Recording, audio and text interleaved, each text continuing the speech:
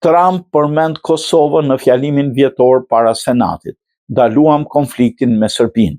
Presidenti Amerikan Donald Trump ka përmendur Kosovën gjatë fjalës së tij vjetore para senatorëve në Washington, duke rënditur atë mes rajoneve ku sipas tij administrata që ai drejtoi ndihmoi në uljen e tensioneve dhe shmangjen e konflikteve.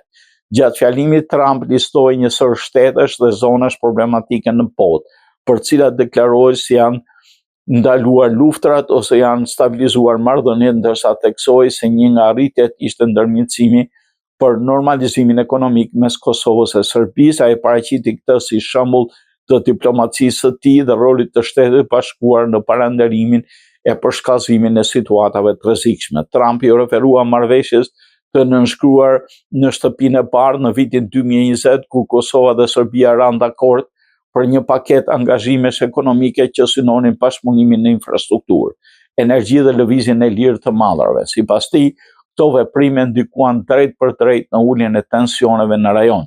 Përmendja e Kosovës në fjalimin vjetor dhe kaq të rëndësishëm në Shtetet e Bashkuara konsiderohet një moment me peshë politike dhe diplomatike, pasi rikthen në vëmendje rolin e Washingtonit në dialogun Kosovë-Serbi.